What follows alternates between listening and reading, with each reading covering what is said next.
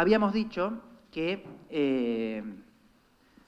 habíamos hablado del papel estructural que juega la virtud de la caridad en la organización de las virtudes, en ese contexto en el cual habíamos insistido tanto en que las virtudes, además de considerarlas pues, cada una, hay que considerarlas en su orden. Habíamos leído un texto de San Agustín, nos habíamos referido también a aquello que dice San Agustín sobre la importancia del amor, y tanto para el bien como para el mal. Y entonces ahora teníamos que ver qué sucedía en el caso del mal. Y nos vamos a referir, por lo tanto, a lo que los padres de la Iglesia llamaban la filautía. Filautía significa literalmente amor de sí mismo. Aristóteles la utiliza en un sentido neutro, que puede ser positivo o negativo, pero muchos padres de la Iglesia tienen el sentido negativo que tiene a veces entre nosotros la expresión amor propio, que a veces es pues, orgullo en el fondo o amor desordenado de sí, mejor, más que orgullo, amor desordenado de sí. Santo Tomás utiliza la expresión amor sui, para referirse a la filautía, amor sui. Evidentemente el amor de sí puede ser ordenado, no es algo negativo, al contrario, es algo positivo, pero aquí estamos hablando de un amor desordenado de sí mismo. En el contexto en el que Santo Tomás se ocupa de las causas del pecado, Santo Tomás, al tratar de la pasión o de las pasiones como causas del pecado, la ignorancia, la pasión y la malicia son las tres causas internas del pecado, según Santo Tomás en el Tratado sobre el Pecado, y en ese contexto nos habla del amor a sí mismo como causa de todos los pecados. Vamos a leer un texto que está tomado de la Prima Secunda, de cuestión 77, que justamente se refiere a esto mismo. El amor puede ser causa de todos los bienes, pero también puede ser causa de todos los males. El amor no lo justifica todo, depende de qué es lo que amemos y con qué orden. Dice así: la causa propia y per se del pecado debe tomarse por parte de la conversión al bien mudable, según la cual, ciertamente, todo pecado procede de algún apetito desordenado de algún bien temporal. Entonces, en todo pecado amamos desordenadamente un bien creado. Esta es la idea. Pero este amor desordenado al bien creado se refiere en última instancia a un amor desordenado de sí. Y esto es lo que dice la segunda parte del texto. Que alguien apetezca desordenadamente algún bien temporal procede de que se ama desordenadamente a sí mismo, porque el amar a alguno es querer para él un bien. En Santo Tomás, en realidad, todo amor tiene estos dos aspectos. Un aspecto de algo que se quiere algo y que se quiere a alguien. Se quiere algo para alguien. En última instancia, hay amores, Santo Tomás lo dice de este modo, hay amores que son sustanciales y hay amores accidentales. Amamos accidentalmente aquellas cosas que amamos para otro. Amamos sustancialmente aquello que amamos por sí mismo. Yo quiero el vino, pero lo quiero para mí. Sería absurdo, dice Santo Tomás, decir que uno es amigo del vino o de un caballo. Hoy. En fin, pero esto es lo que dice Santo Tomás. El caballo lo quiero para andar en el caballo. No lo quiero por sí mismo. Yo me quiero a mí mismo queriendo al caballo. O quiero a mi hijo o a mi hija cuando le compro el caballo.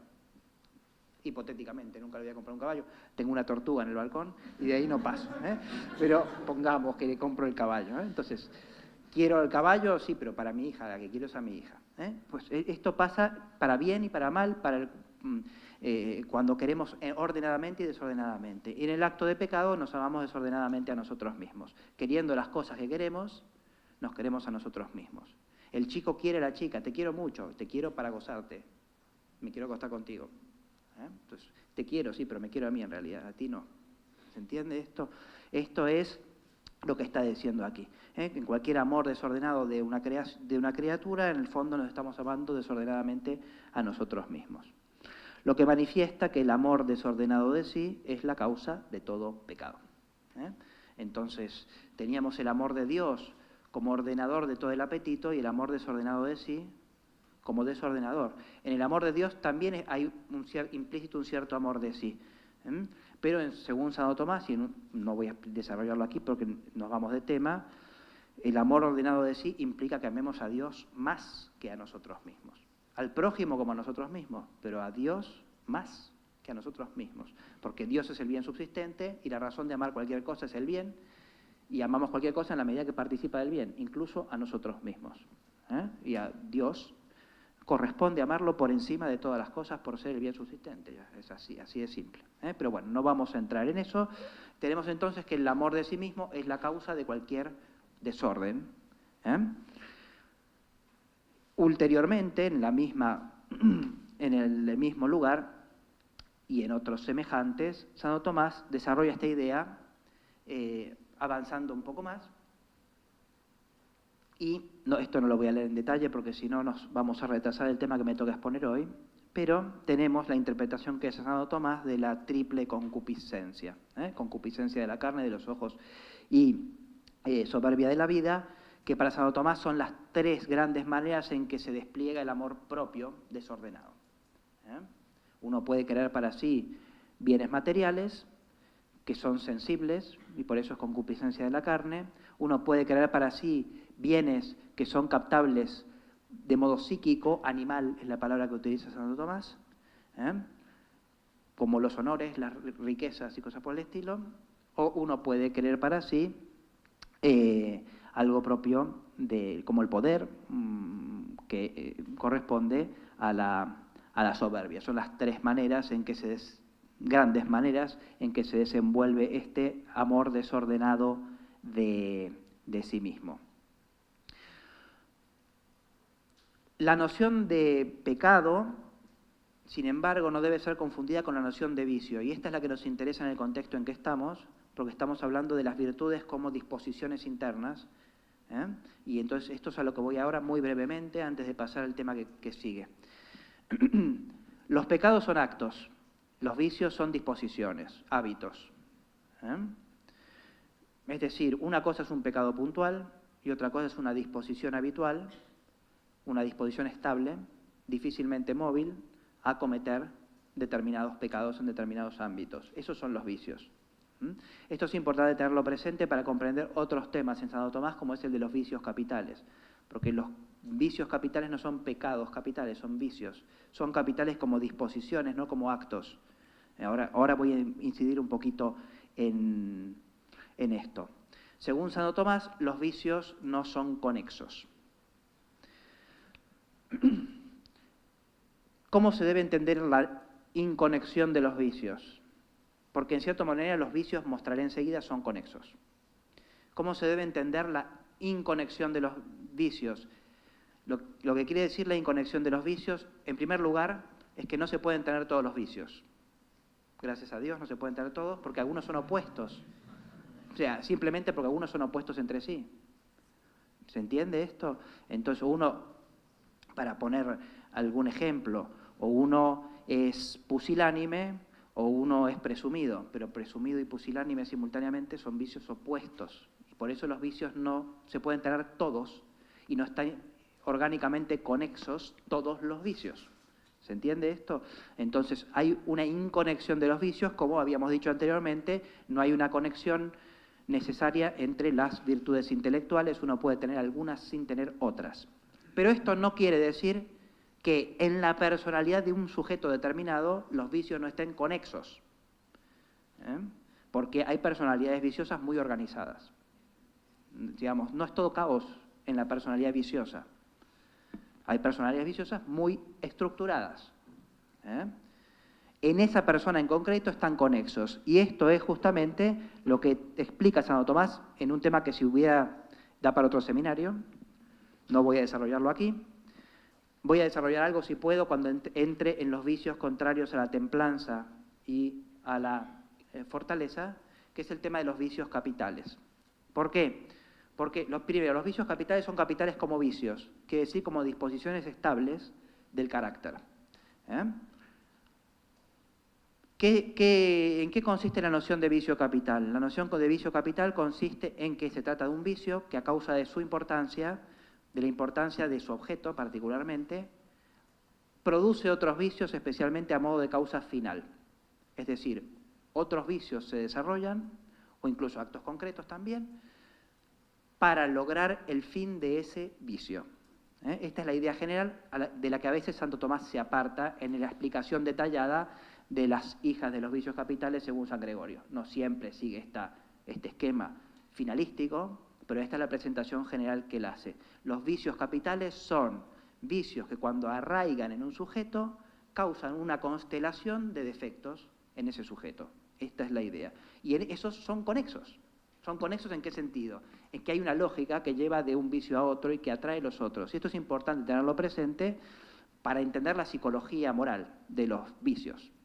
¿Se entiende esto? Entonces, que los vicios no sean conexos no quiere decir que la personalidad del vicioso sea caótica.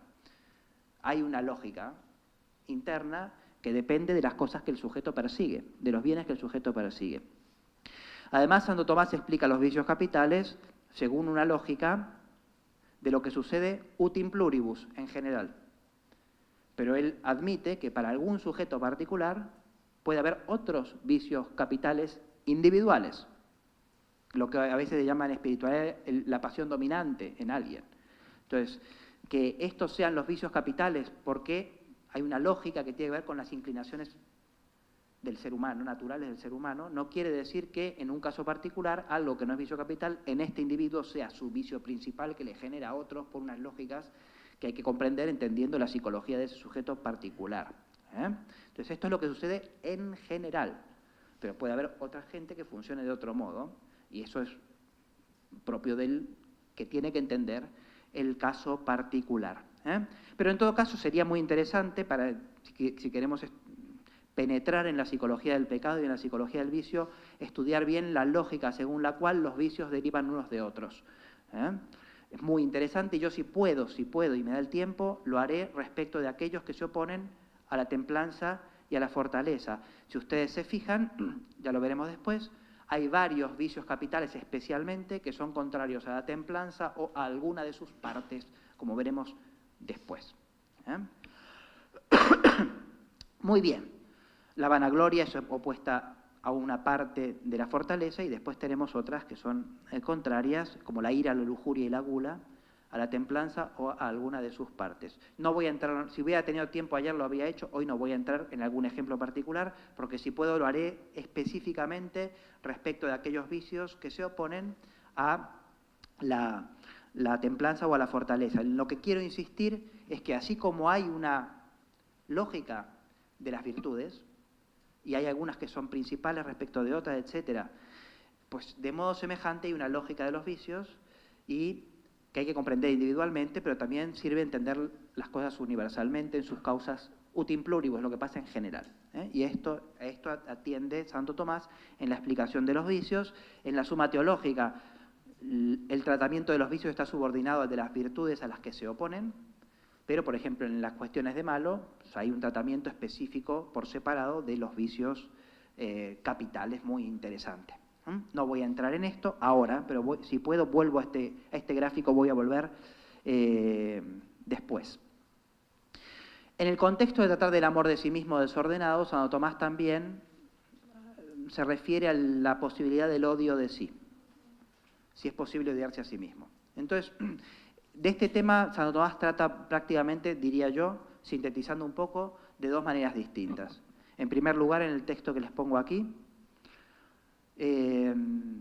Santo Tomás sostiene que cada vez que amamos desordenadamente algo, aunque nos estemos amando desordenadamente, sin darnos cuenta, al hacernos mal, en el fondo parece que nos estuviéramos odiando. Porque, ahora leo el texto si quieren, nos amamos según aquello que no somos, en vez de aquello según lo cual somos. Cuando nosotros queremos para nosotros, sobre todo, principalmente los bienes carnales, dice Santo Tomás, no nos estamos queriendo según lo principal en nosotros, que es nuestro espíritu. Y por lo tanto, en el fondo, nos amamos según lo que no somos, y por lo tanto, en el fondo, odiamos lo que verdaderamente somos. Esta es un poco la idea. Fíjense, leemos el texto. Hablando per se, es imposible que alguien se odie a sí mismo. Pues naturalmente todos apetecen el bien y nadie puede apetecer algo para sí sino bajo la razón de bien. Este es un principio fundamental para Santo Tomás. Hay un amor de sí mismo que es connatural y no podemos deshacernos de esto, a tal punto es así que hasta cuando nos dañamos es porque no somos indiferentes a nosotros mismos, evidentemente, porque si no, como hacemos con la gente que nos harta, lo dejamos a sí mismos. Sin embargo, nosotros siempre estamos preocupados por nosotros mismos. Podemos odiar la imagen que nos hemos hecho de nosotros mismos, lo que hemos llegado a hacer operativamente, nuestros vicios, pongamos, pero sustancialmente no nos podemos odiar. Entonces, per se, no es posible que alguien se odie a sí mismo, pues naturalmente todos apetecen el bien y nadie puede apetecer algo para sí sino bajo la razón de bien, pues el mal está fuera de la voluntad, como dice Dionisio en el libro 4 de los Nombres de Dios. Pero per accidens sucede que alguien tenga odio a sí mismo. Y esto de dos maneras, de una por parte del bien que quiere para sí. Pues sucede que a veces lo que se quiere como bueno en algún aspecto, considerado absolutamente, sea malo. Es bueno según un aspecto, pero globalmente, absolutamente, quiere decir en total, pues es malo. Y así alguien quiere algo malo para sí, per accidens, y esto es odiarse. De otra manera, por parte de sí mismo, para quien quiere el bien, porque cada uno es, sobre todo, lo que en sí mismo es principal. Por eso se dice que lo que hace el rey, lo hace toda la ciudad, como si el rey fuera toda la ciudad. Pero es evidente que el hombre es principalmente su mente. Sin embargo, algunos estiman que ellos son sobre todo lo que son según la naturaleza corporal y sensitiva. Por eso se aman según lo que juzgan que ellos son y se odian según lo que verdaderamente son, al querer lo que es contrario a la razón. Y de ambos modos, el que ama el mal odia no solo su alma, sino también a sí mismo. Entonces, dos maneras que son complementarias, en realidad, de amarse aparentemente y en el fondo estar odiándose. Querer para sí falsos bienes, quererse a sí mismo según lo que uno no es principalmente, porque somos cuerpo, claro, lo somos en sí mismo y para Santo Tomás también. Pero, dice, lo principal en nosotros es la mente. Cuando nos odiamos según la mente y nos queremos según el cuerpo, pues, estamos en el fondo no queriéndonos según lo que principalmente somos. Pero, y una última cosa, Santo Tomás a veces habla también de algo más parecido a odiarse a sí mismo. Y él lo hace comentando a la ética nicomaquia de Aristóteles, porque Aristóteles trata estos temas al hablar de la amistad y si hay amistad respecto de sí mismo, y por lo tanto si puede haber enemistad respecto de sí mismo. Y en ese contexto, Santo Tomás, siguiendo a Aristóteles, dice que el pecador empedernido tampoco se ama a sí mismo. ¿Por qué? Porque al pecador con mucha experiencia de pecado no le puede escapar que ha hecho muchas cosas malas. Y esto hace que se desprecie a sí mismo. No se trata del odio de la sustancia, esto no se puede, pero sí de todo eso que ha llegado a hacer por los hábitos y por sus actos. Entonces, el pecador empedernido se termina despreciando a sí mismo. Esto es muy importante, porque muchas de las cosas que suceden en este mundo no se pueden entender si no se entiende que las personas han perdido la conciencia de su dignidad. Entonces el malo se desprecia a sí mismo. Y por eso dice Santo Tomás, siguiendo a Aristóteles, tiene que huir de sí mismo. Y de allí la huida de la interioridad. Es decir, como no puede estar consigo mismo, porque ya lo había dicho Aristóteles, con una persona mala no se puede convivir. Y él no puede convivir consigo mismo. Y por eso debe huir de sí mismo. ¿Y cómo huye de sí mismo? Huye a través de la multiplicación de la acción. Y sobre todo el contacto con los otros. Los otros un contacto superficial, un contacto que le permite no entrar sobre sí mismo. Fíjense cómo lo dice aquí.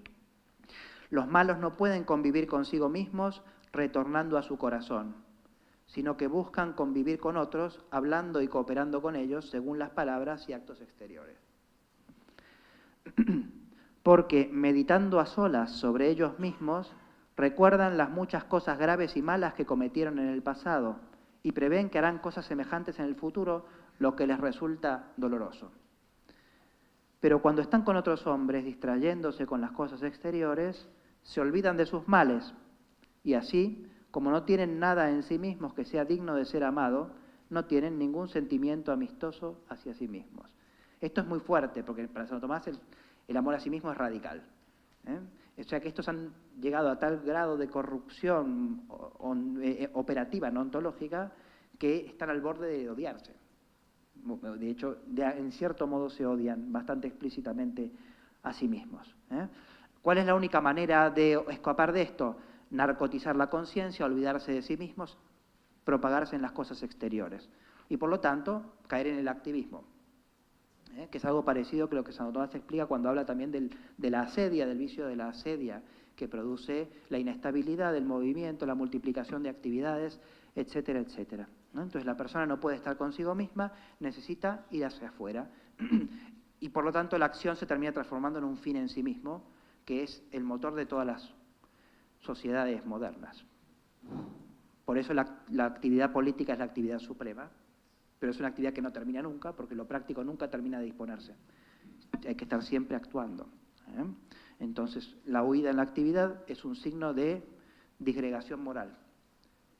Esto es lo que nos está explicando aquí Santo Tomás. Entonces, pasamos de alguna manera de algo que parece amarse demasiado a sí mismo, pero termina en un odio de sí.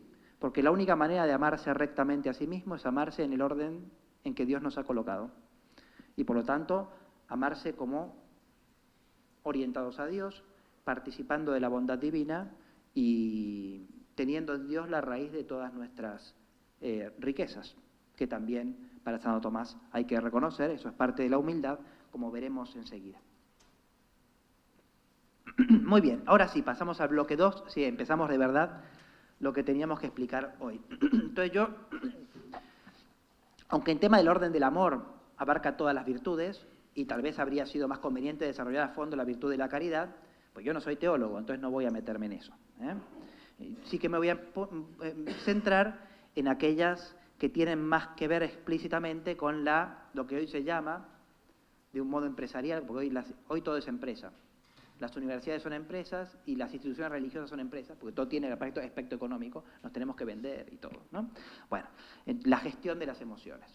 La gestión de las emociones. Pero la gestión de las emociones a fondo, de verdad, no es otra cosa que la adquisición de las virtudes, que regulan las emociones. Tal como dijimos en la clase anterior, hay virtudes que regulan cada uno de los aspectos de nuestra vida. Hay virtudes para regular la relación con Dios, hay virtudes para regular la relación con los demás, hay virtudes para regular el funcionamiento de la voluntad y hay virtudes para regular la vida emocional. Y estas, y ahora veremos un poquito, aquí voy a incidir un poco más en el aspecto pedagógico si quieren, pero aquí vemos la centralidad de la ordenación de la vida afectiva hacia Dios. Y su importancia en la construcción de toda la personalidad, como veremos enseguida.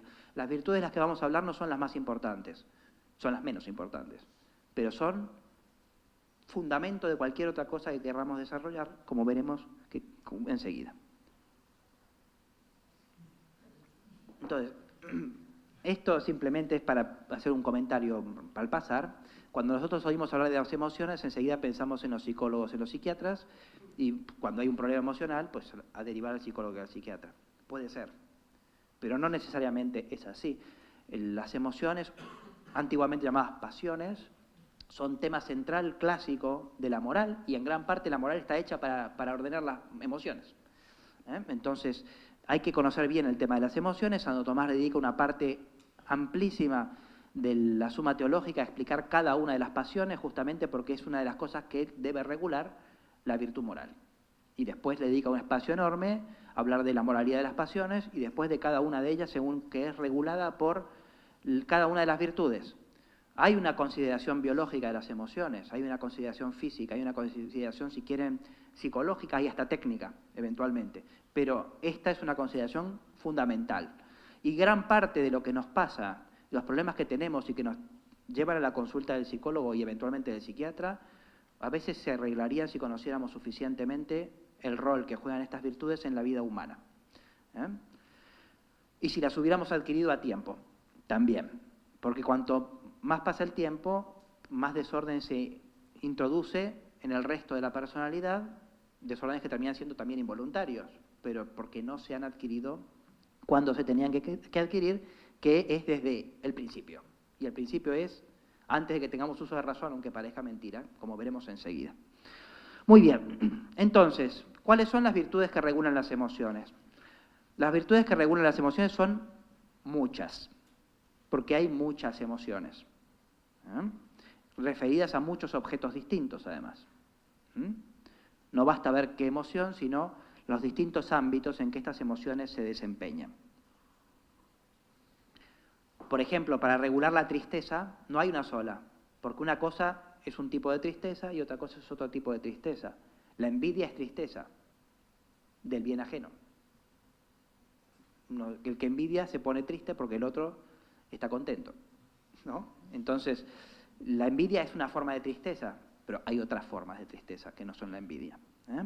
Entonces, hay muchas virtudes, algunas de ellas las mencionaremos ahora, que regulan la vida emocional, pero el modelo de ellas, por motivos que enseguida voy a explicar, son la templanza y la fortaleza, que por eso son, como expliqué en la clase anterior, virtudes cardinales.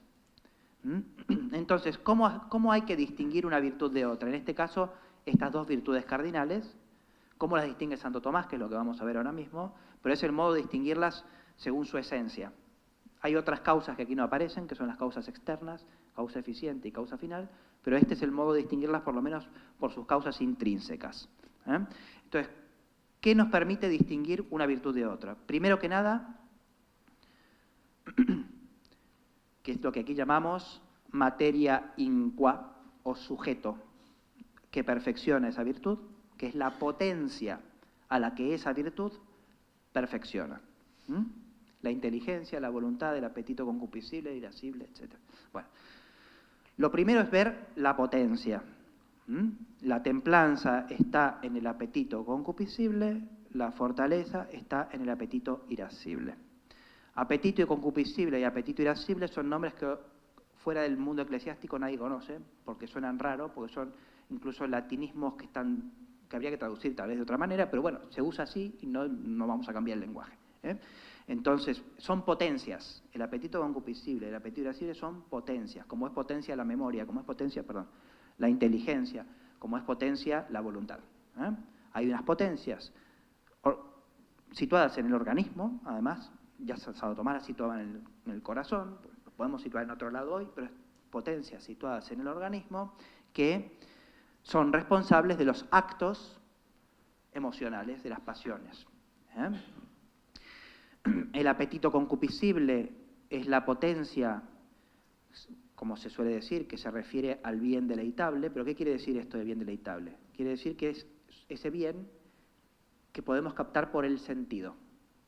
Por ejemplo, yo como chocolate y nadie me tiene que explicar que el chocolate es bueno, porque me lo dice el mero hecho de que lo pruebe. Yo pruebo una cereza y nadie me tiene que decir que la cereza es buena, porque el solo hecho de probarla ya me muestra que es buena. Mientras que me quemo con fuego y no necesito que nadie me lo enseñe ni que una potencia superior intervenga, sino que me doy cuenta que el fuego es malo. El apetito irascible se dirige en cambio al bien arduo. ¿Por qué es arduo ese bien? Puede serlo por muchos motivos, pero ¿por qué fundamentalmente es arduo ese bien? Porque el sentido no lo percibe. ¿Para quién es arduo? Para el sentido. Entonces, como el sentido no lo puede percibir, necesito otra facultad superior, que en Santo Tomás es la facultad cogitativa. Necesito una facultad superior que juzgue que eso es bueno para el sujeto. Que juzgue que eso es bueno para el sujeto. Entonces, tengo que tomar el jarabe ahora, ya no hay jarabe, otras cosas, ¿no? Ahora todo tiene gusto rico, pero supongamos antes que no tenía. Entonces, el jarabe pues es feo, ¿no? Pero uno sabe que le hace bien. Entonces, toma el jarabe, para el sentido es feo, pero el sujeto sabe que es bueno para él, considerado en su totalidad. Entonces, que el apetito irascible no se da solo en los hombres, se da también en los animales, y por eso los animales se someten a dolores y frustraciones para obtener determinadas metas que no están inmediatamente sintiendo, como un animal que pelea contra otro animal para obtener un bien sensible. Mientras pelea, está sufriendo, y sin embargo se somete a esa actividad porque tiene en vistas un bien superior. Ese bien es arduo, porque supone hacer sufrir al sentido, hacerlo pasar mal al sentido para poder alcanzarlo. Esto es lo que significa el bien arduo. Ese bien no puede ser captado por el sentido porque si fuera captado por el sentido sería un bien deleitable. Es captado por una facultad superior que en el esquema de potencias de Santo Tomás es la facultad cogitativa en el hombre, la estimativa en el animal, pero bueno, eso no vamos a entrar aquí, aunque son una serie de potencias muy interesantes que permiten explicar un montón de cosas que trata la psicología contemporánea bajo el nombre de sesgos inconscientes, por ejemplo, o inconsciente directamente, todo lo que es el aprendizaje asociativo y no lógico, racional, etcétera, etcétera, y más. Pero no voy a entrar en eso aquí porque no es el tema de este curso. Muy bien, entonces primero tenemos el apetito al que perfeccionan, es decir, la facultad en la que inhieren, la facultad en la que dirigen. Las virtudes, lo mismo que los vicios, son disposiciones de las potencias. En este caso, el irascible y el concupiscible. Esto es insuficiente de por sí para definir una virtud porque hay muchas virtudes del concupiscible y muchas del irascible.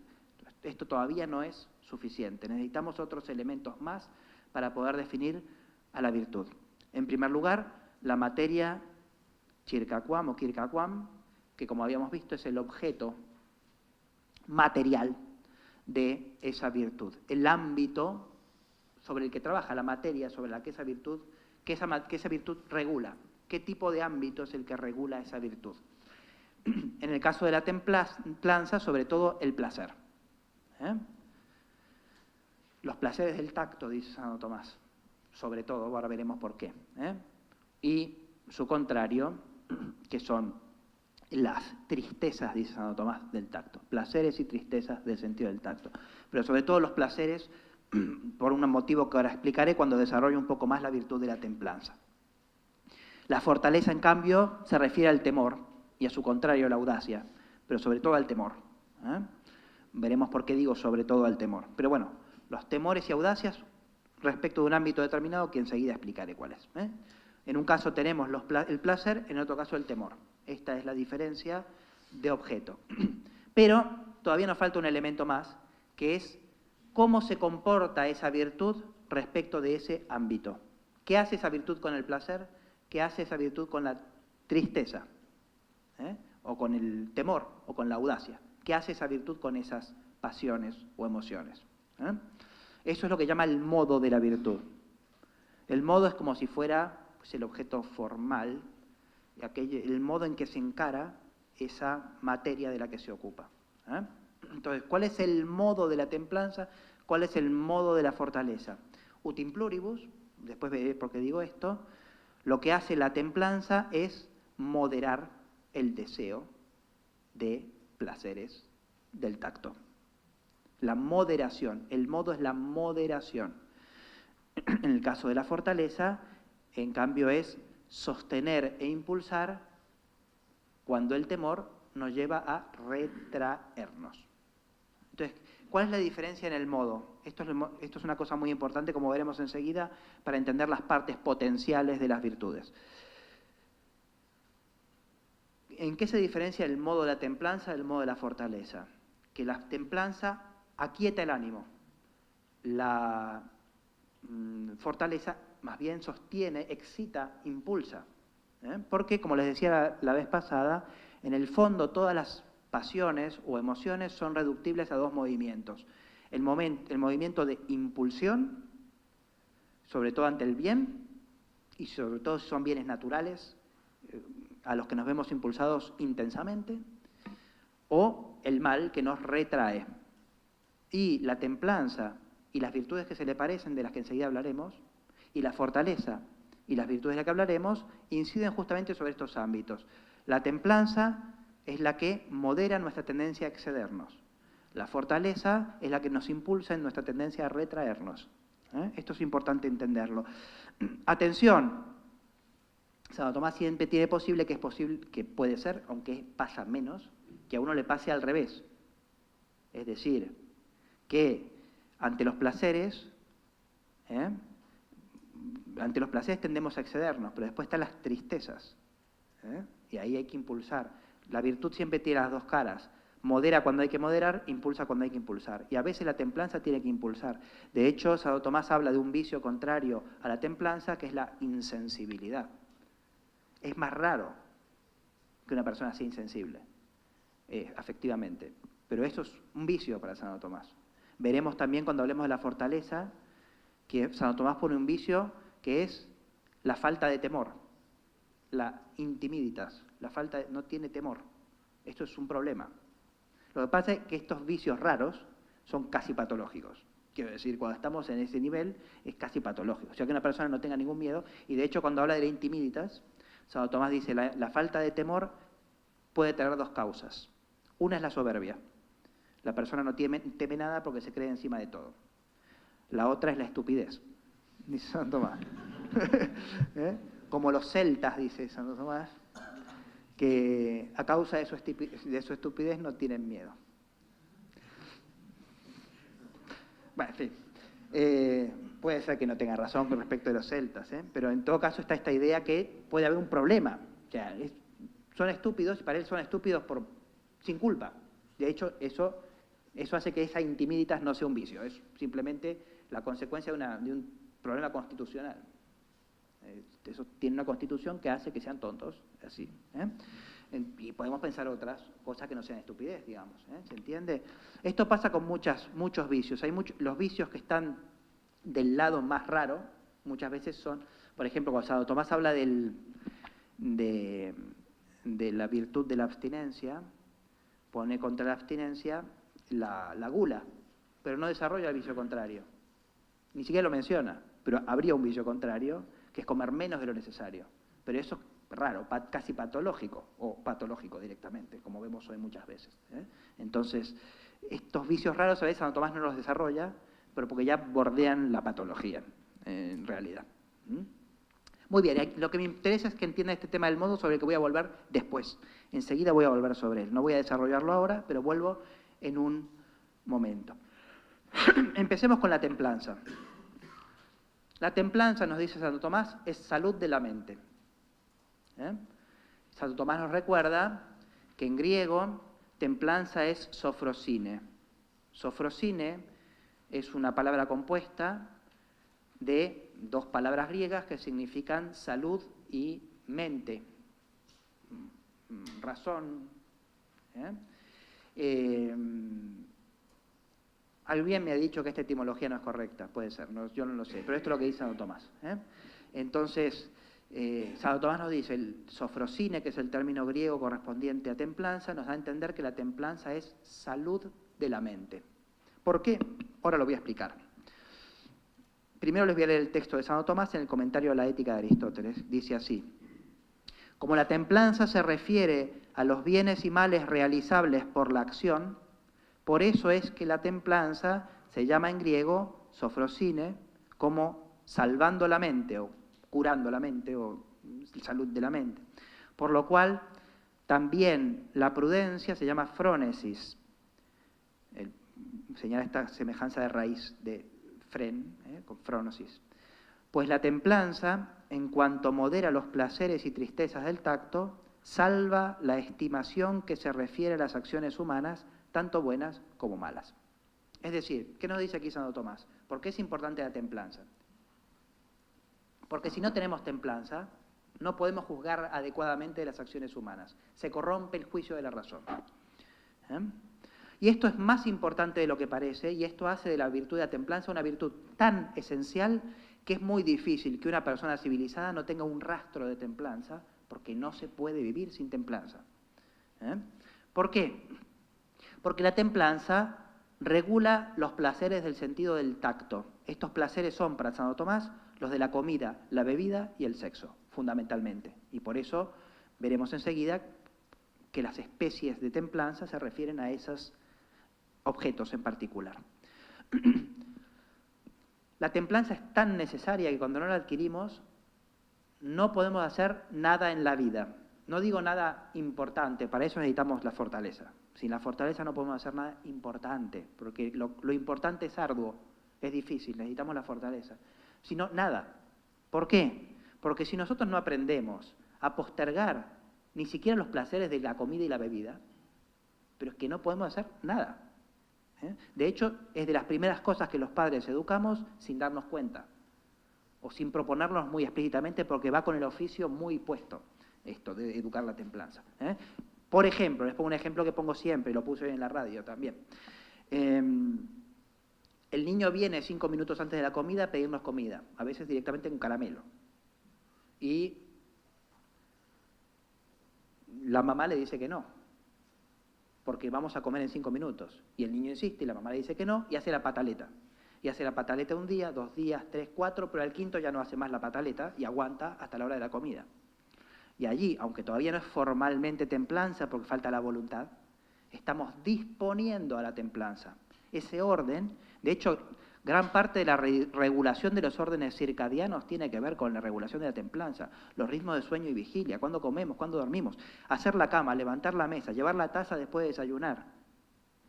Es moderar los impulsos más básicos que hacen posible la vida. Si no se da esto, como les decía ayer, las personas no se pueden levantar por la mañana para ir a trabajar, o bueno, ya pasa mucho. Uno da clase en la primera hora de la universidad y falta la mitad de los alumnos, ¿no? ¿Por qué? Porque la mamá les dio el caramelo en vez de hacerlos esperar. Yo les decía ayer, está muy bien la charla de educación sexual, digo, teóricamente, no sé qué dirán, pero en la charla de educación sexual a los 14 años, perfecto. Pero antes hay que decirle que no al caramelo, porque si no es demasiado tarde. Es demasiado tarde. Hay que regular, enseñar a las personas a regular las emociones desde el principio. Y se hace con cosas sencillas al principio, porque evidentemente cuando el niño tiene 2 años no le enseñamos a no tener relaciones sexuales con el novio. ¿Me explico? Pero sí enseñamos estas cosas. Y estas cosas dan una base que hace posible una vida racional. Por eso salva la mente. Es decir, un mínimo de templanza o huella, vestigio de templanza es necesario para cualquier cosa en la vida. Si no está este mínimo, tenemos personalidades desarmadas. A veces esto sucede, este desarme sucede porque no se ha dado esta educación.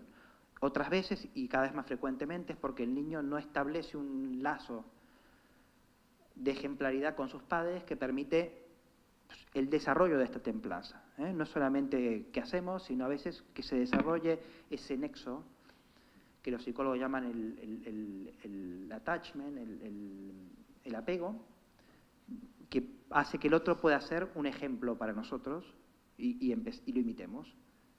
En todo caso, sea como sea, esta virtud se empieza a educar desde mucho antes que tengamos uso de razón, o que los niños tengan uso de razón. Los padres empiezan a educar esto desde mucho antes, y eso ya es una disposición, ya veremos otras, muy directa hacia la templanza.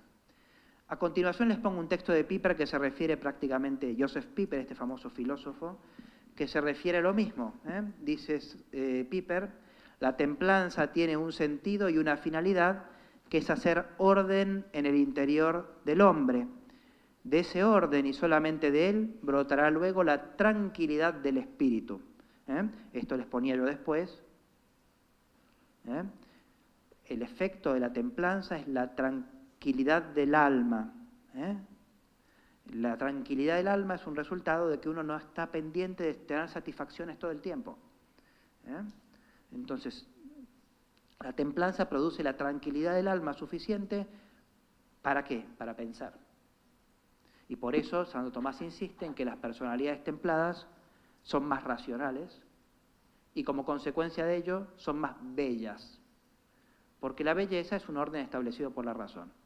Y las personas que están más atravesadas de la luz de la razón son más armónicas, por lo tanto más bellas, en el sentido más profundo del término de bello, porque hay otras cosas que son accidentales, dependen de la biología de accidentes y ya está, ¿no? Pero bueno, a veces trasluce en la cara. ¿Cuántas veces? Mi experiencia en esto es con las monjas carmelitas. Uno ve esas caras que sale solo la cara y brilla la cara, ¿no? Como Moisés que le brillaba la cara, le brilla la cara, ¿no? Es el esplendor, es propio de la belleza. Entonces, ¿esto por qué es? Por la belleza espiritual, racional y espiritual, que no son cosas contrarias. Es la belleza espiritual que brota del orden de la templanza y de muchas otras cosas, pero que la templanza hace posible. La templanza nos hace ver. ¿Cuánta gente que vemos bella corporalmente, en cuanto se mueve o habla, nos parecen feos? ¿No? Mejor que no hable ni se mueva, porque tiene una belleza que Dios le ha dado que no se ha traducido en una belleza moral. Entonces, pues esto es lo que produce la templanza.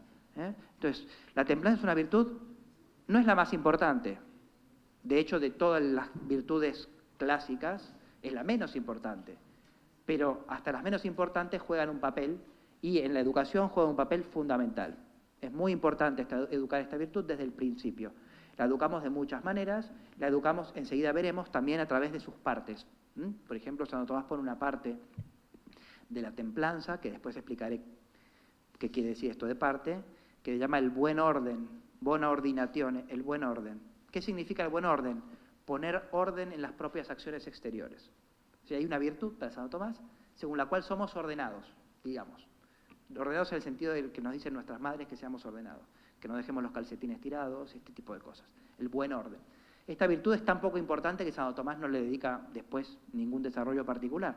Pero sin embargo, en el orden educativo tiene una importancia, porque la virtud de la templanza consiste en poner orden allí donde hay exceso, desorden, desequilibrio.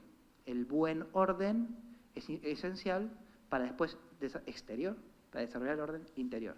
No hay que exagerar y además después hay que ver los sentidos analógicos de orden. Los hombres tenemos un orden que las mujeres no comprenden muchas veces, ¿no? Entonces uno llega a su despacho y se encuentra con que su mujer o la señora que arregla ordenó, pero entonces ya uno no encuentra nada, porque uno lo tenía según un aparente desorden, pero que era un orden más elevado, digamos. Muy bien. Entonces, el orden de la templanza permite el desarrollo de la razón, permite la vuelta sobre sí mismo. Aquí insiste Piper, no voy a terminar de leer este texto, que cuando Santo Tomás atribuye las virtudes ejemplares a Dios, porque según Santo Tomás, todas las virtudes se encuentran de alguna manera en Dios, incluso las morales, pero claro, Dios no tiene cuerpo y por lo tanto no tiene pasiones en el sentido humano, tiene afectos, que es distinto, pero no tiene las pasiones orgánicas que tenemos nosotros. No necesita comer, no necesita dormir, no se aparea, todo esto no lo hace Dios y esas tendencias no las tiene. Entonces, cuando se refiere a la templanza, Santo Tomás dice que la templanza de Dios no es otra cosa que la conversión del espíritu sobre sí mismo.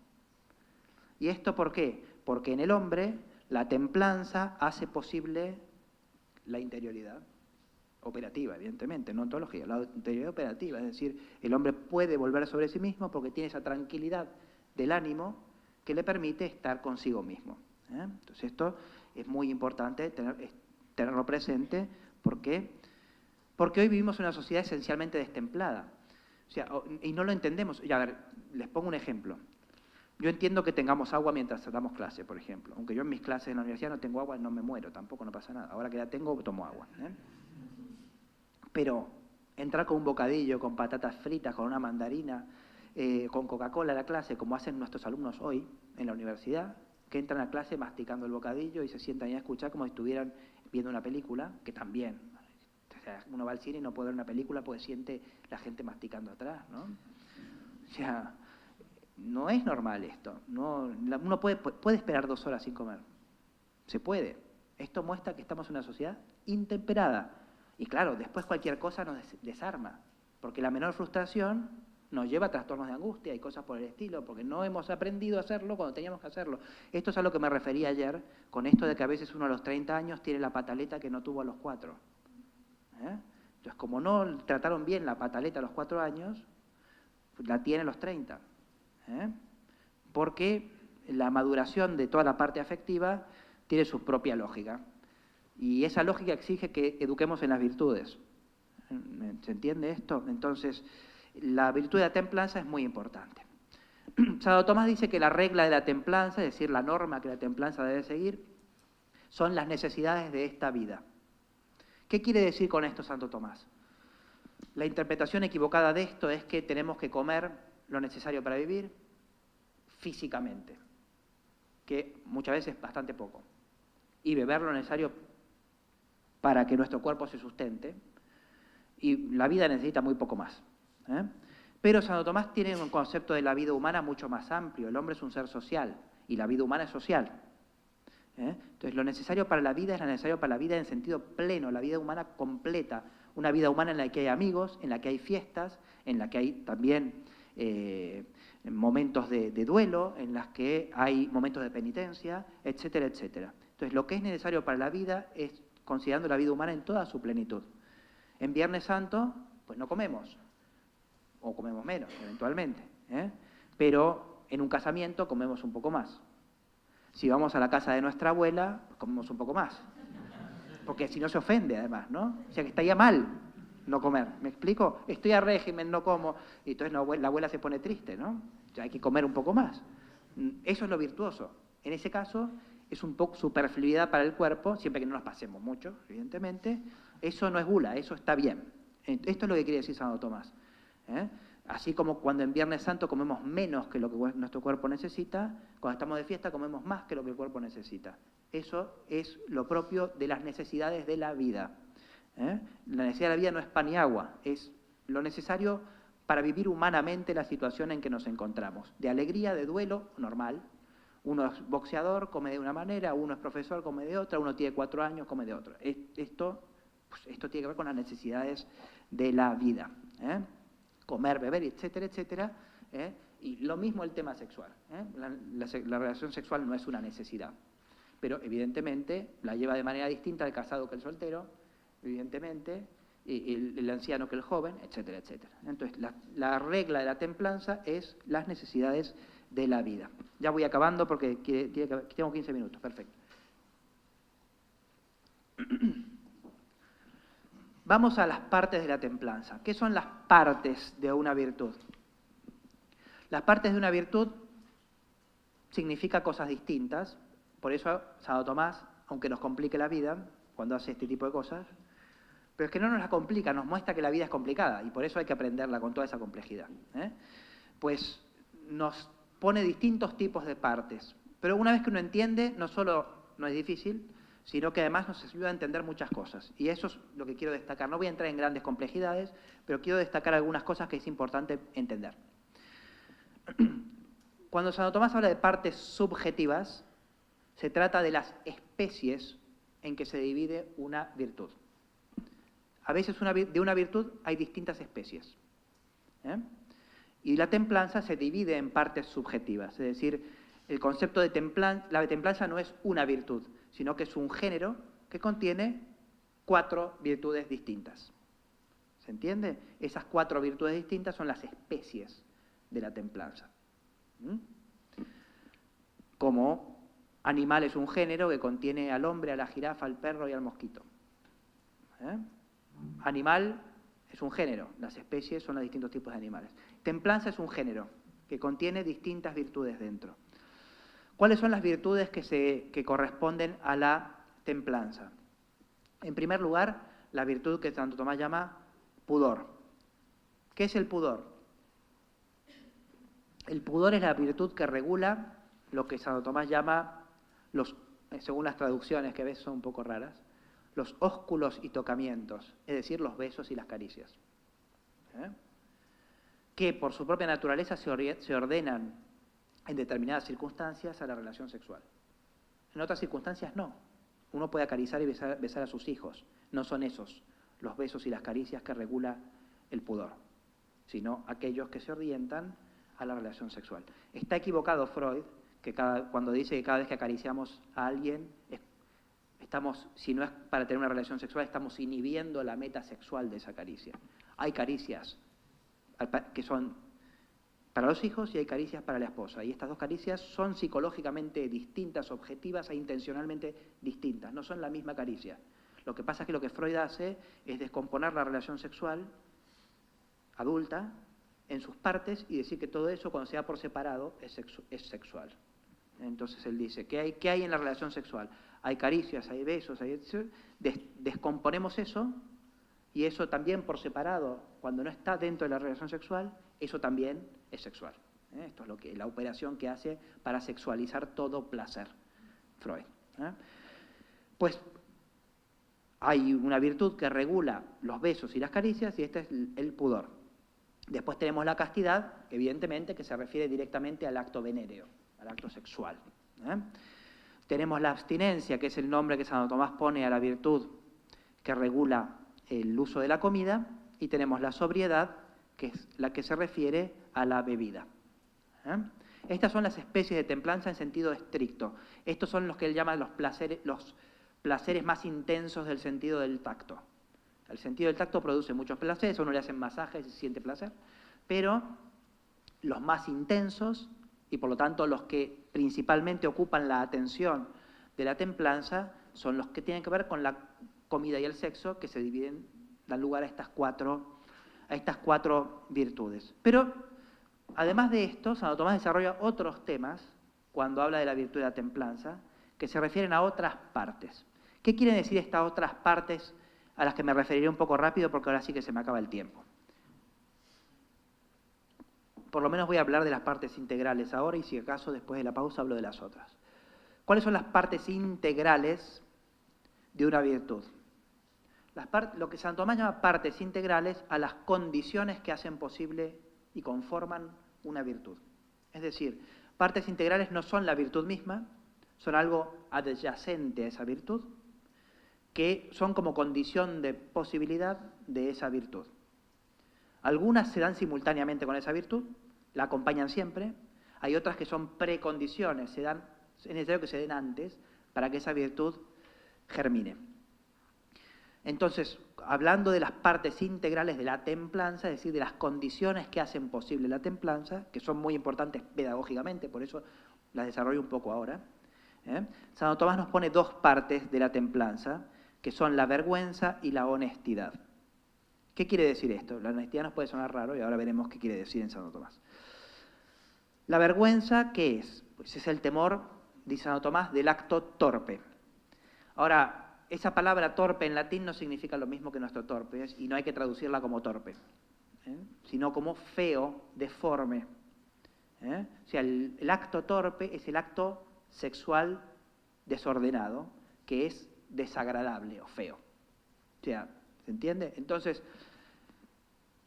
una precondición, porque esto sí Santo Tomás, para Santo Tomás es precondición, porque el hombre virtuoso no tiene vergüenza, dice Santo Tomás, siguiendo a Aristóteles, porque no teme cometer, el que es virtuoso, el que ya tiene virtud, no teme cometer el acto torpe. Entonces, esto es una precondición, es algo que hay que desarrollar antes para llegar a tener la virtud de la templanza. ¿Qué es la vergüenza? La vergüenza es, dice Santo Tomás, un error o desagrado ante lo deforme o feo, particularmente en el orden al que se refiere la templanza. Pero esto es muy interesante pedagógicamente, porque es muy importante que los niños desarrollen un desagrado por lo que es desagradable, para poder tener la templanza. Por eso digo, antes de llegar a la clase de educación sexual y lo que sea, pues antes hay que enseñarles, por un lado, a rechazar lo feo, y por otro, la honestidad, que es el amor a lo bello, dice Santo Tomás. La honestidad es la cualidad que corresponde a los bienes honestos, como ustedes saben, según la división clásica de los bienes. Ahora, los bienes honestos eran lo que los griegos llamaban los bienes bellos, que son buenos por sí mismos y por lo tanto son bellos. Y por eso la honestidad tiene que ver con la belleza. La honestidad no es ninguna cosa así rara, sino que es el amor a la belleza. Hay que desarrollar el desagrado por lo bajo y deforme y el amor a lo bello.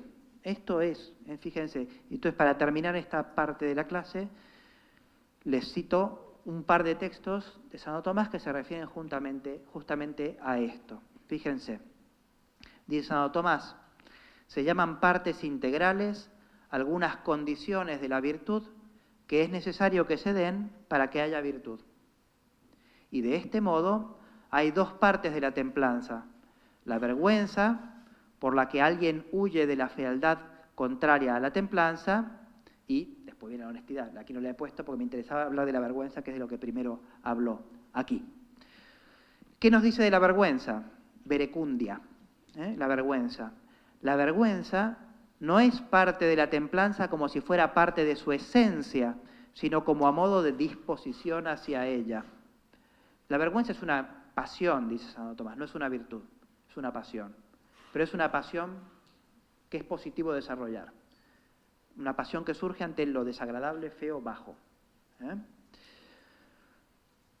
La vergüenza no es sea, uno, para poner un ejemplo que no sea sexual, porque aquí estamos hablando de la templanza en general.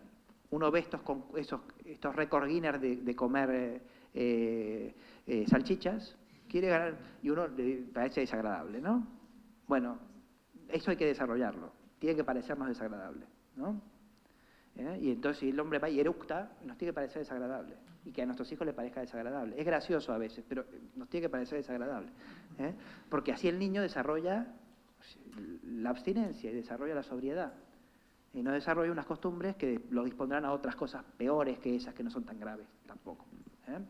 Pero claro, es que aquí no se trata de gravedad, se trata de formar la personalidad. Por eso yo insisto en el tema de la personalidad. Hay cosas que en sí mismas son casi indiferentes, pero en el orden de la educación de la personalidad ya no lo son tanto.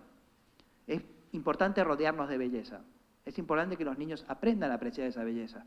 Y que lo que es bajo, que nos parece, pues a ellos también se los parezca. Esto es importante. Muy bien.